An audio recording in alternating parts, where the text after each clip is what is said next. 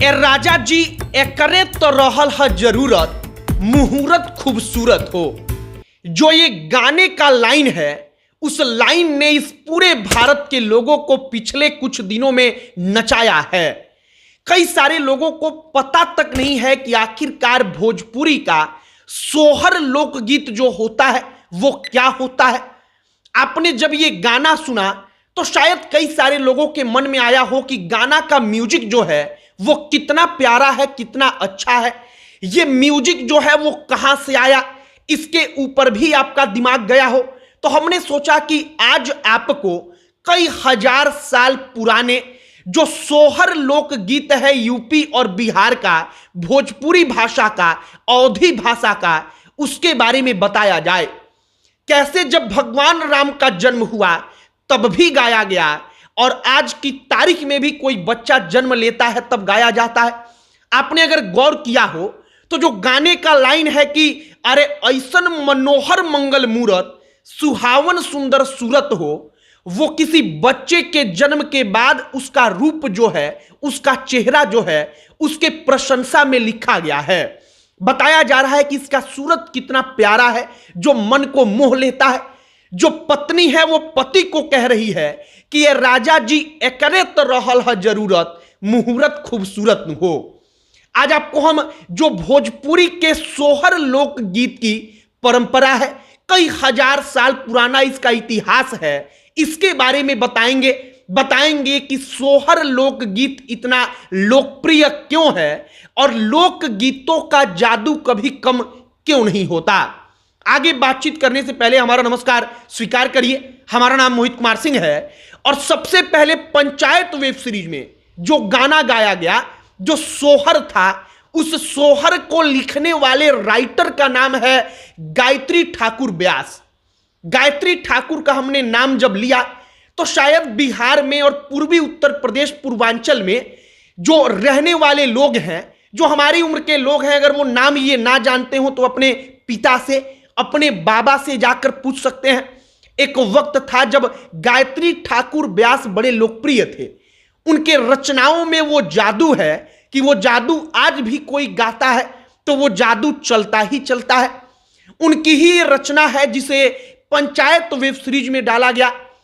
अब भोजपुरी में जो भोजपुरी संगीत है, हम लोगों ने भोजपुरी संगीत को बड़े अलग नजरिए से जाना है। हमने एल्बम के दौर में जाना है, लेकिन एल्बम से, इस फिल्मी दुनिया से बड़ा पीछे आप चले जाइए तब भी भोजपुरी संगीत का एक समृद्ध इतिहास है। मसलन शायद आपने कभी कजरी का नाम शायद ना सुना हो। कजरी भी भोजपुरी संगीत का एक फॉर्मेट है जो तीज के वक्त में गाया जाता है, बरसात वगैरह में, सावन में गाया जाता है। इसी प्रकार से पचरा जो दुर्गा मैया का गाना होता है, नवरात्रि वगैरह में उसको पचरा कहते हैं। इसी प्रकार से जो चैत का महीना होता है उसमें चैता गाते हैं। इसी प्रकार से फाल्गुन के महीने में होली गाते हैं। छठ का गीत आपने सुना होगा, गारी आपने सुना होगा जो विवाह शादी में गाते हैं। और इसी प्रकार से भोजपुरी संगीत का एक फॉर्मेट है सोहर।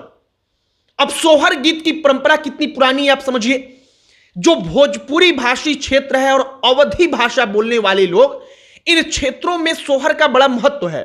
जब कभी भी भगवान राम के जन्म का कथा आता है, भगवान कृष्ण के जन्म का कथा आता है, तब कई सौ साल से हमारे पिता, हमारे बाबा, हमारे परदादा, मतलब पीढ़ी दर पीढ़ी इसको गाया जा रहा है।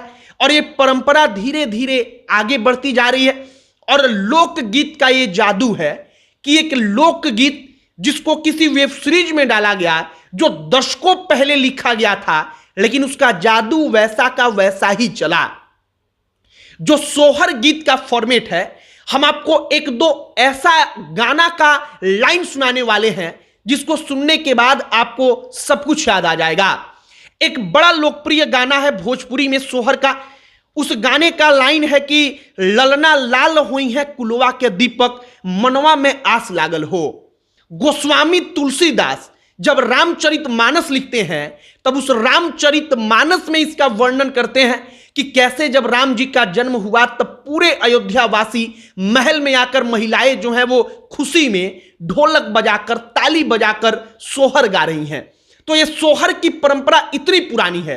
एक भोजपुरी का फिल्म है पिया के गांव, उस फिल्म का एक गाना है जो सोहर है कि जुग जुग जियसु ललनवा भवनवा के भाग जागल हो, ललना लाल हुई है कुलवा के दीपक मनवा में आस लागल हो। ये उसी परंपरा पर लिखा हुआ सोहर का एक और गीत है। सोहर केवल तब गाया जाता है जब किसी घर में बच्चे का जन्म होता है, खुशी का माहौल होता है, तो उस वक्त पर लोग बताते हैं कि कैसे इसका रूप जो है वो सबके मन को मोह ले रहा है, कैसे जो ये लड़का है ललनवा, जिसको लड़का वो जो आगे है उसका भविष्य है वो बड़ा उज्जवल है और उसके कारण पूरे के पूरे कुल का भविष्य जो है वो उज्जवल है, और इसीलिए वो पूरा का पूरा सोहर गीत जो है वो लिखा जाता है। पहले सोहर में PM DM CM vice chancellor ये लड़का बन जाएगा इस प्रकार का वर्णन नहीं होता था, लेकिन समय के साथ सोहर गीतों में जो गीत को लिखा जाता था उसका तरीका भी बदला। अब पीएम बन जाएगा, सीएम बन जाएगा, डीएम बनेगा, वाइस चांसलर बनेगा, पहले महाराजा महाराजा धीराज ये सब बनेगा, इसको लेकर लिखा जाता था। और आज के समय में पीएम डीएम वाइस चांसलर बनेगा, इसको केंद्र में रखकर लिखा जाता है। लेकिन सोहर की ये परंपरा जो है वो कई हजार साल पुरानी है। पंचायत वेब सीरीज में जिस गाने को गाया गया उस गाने को बिहार के बक्सर के रहने वाले गायत्री ठाकुर व्यास ने लिखा। गायत्री ठाकुर व्यास का लिखा हुआ भजन गाकर कई सारे लोग हाल फिलहाल में सोशल मीडिया पर स्टार बन गए। उनके भजनों को लोग सुनने लगे क्योंकि उन्होंने गायत्री ठाकुर व्यास का एक सोहर ऐसा गाया जो लोगों के दिल को छू गया। और जो लोकगीत है वो लोकगीत लोगों को सीधे तौर पर इसलिए टच कर जाता है क्योंकि आम तौर पर जो आम आदमी है, आम लड़का है, वो अपने घर में अपनी माँ, अपनी दादी, अपने गांव में महिलाओं के मुंह से बचपन से उसी प्रकार का गीत सुनता आया है। और जब वो उस प्रकार के गानों को म्यूजिक के साथ सुनता है तब अपने आप उसका दिमाग, उसका दिल उसको कनेक्ट कर लेता है।